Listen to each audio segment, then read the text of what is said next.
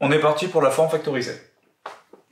Alors, je vous ai donné deux polynômes. f de x égale 2x au carré plus 2x moins 4 et g de x égale 3x au carré moins 6x plus 3. L'objectif de cette vidéo, c'est de vous apprendre à les mettre sous forme factorisée le plus rapidement possible. Alors, la forme factorisée, c'est une forme où on a non pas des moins et des plus, mais des multipliés. Donc, la première étape sur ce polynôme-là, c'est de reconnaître la forme. Donc là, on voit qu'on est face à une forme, je vous écoute, développée. Pourquoi développée? Parce que j'ai des plus.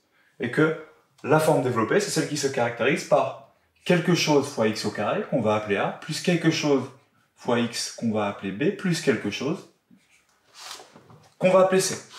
D'accord? Donc, comment passer à la forme factorisée? Donc la première étape, on va calculer les racines. Alors je vous rappelle, pour ceux qui ne savent pas, que les racines, c'est les valeurs de x qui vont annuler le polynôme. Donc pour calculer les racines, première étape, on calcule le déterminant. Donc le déterminant, je vous ai mis la formule à droite là, c'est b au carré moins 4 ac. Donc faisons-le ici. b au carré, donc 2 au carré, 4, moins 4 fois a, c'est-à-dire 2, fois c, c'est-à-dire moins 4. Alors, 4 fois 2, 8. 8 fois moins 4, ça fait moins 32. Donc cette partie-là, elle vaut moins 32.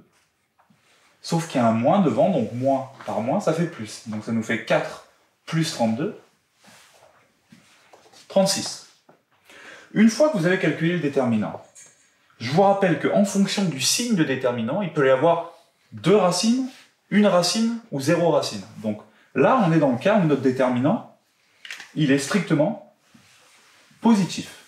Vu que notre déterminant est positif, on va avoir deux racines qui sont x1 qui vaut moins b moins racine de delta sur 2a, et x2 qui vaut moins b plus racine de delta sur 2a. Donc on va effectuer le calcul. Encore une fois, le b, le a, c'est ceux de la forme développée. Donc mon b, il vaut 2, moins 2, moins racine de mon delta, donc 36, sur 2 fois a, c'est-à-dire 2 fois 2. Alors, racine de 36, 6 fois 6, 36. Donc là, ce que j'ai ici, c'est un 6. Moins 2, moins 6, ça me fait moins 8. Divisé par 2 fois 2, ça fait 4. Et moins 8 divisé par 4, c'est comme moins 4 fois 2 divisé par 4. Et là, je peux simplifier les 4. Il me reste moins 2. Donc j'ai x1 qui vaut moins 2. Je recommence avec le deuxième. Moins b plus racine de delta sur 2a, du coup, moins 2 plus racine de 36 sur 2 fois 4. 2 fois 2, parce que a, il vaut 2.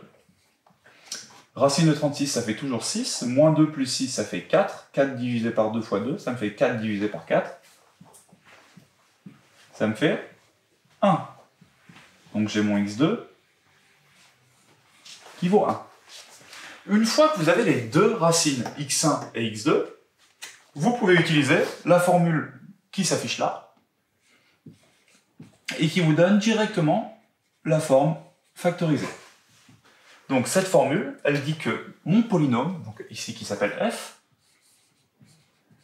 je peux l'écrire a. Donc toujours le même a, c'est le a dont on parlait là-haut.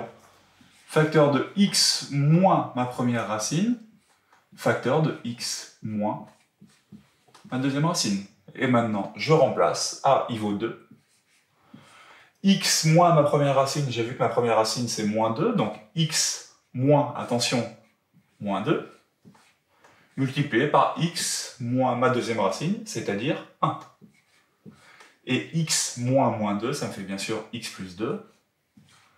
X moins plus 2, facteur de x moins 1. Et là, vous venez de trouver la forme factorisée. Allez, on se le refait une fois. À vous ce coup-ci. G de x égale 3x au carré moins 6x plus 3. Donc prenez-vous 2 minutes pour vous les faire sur votre brouillon. Allez, la correction.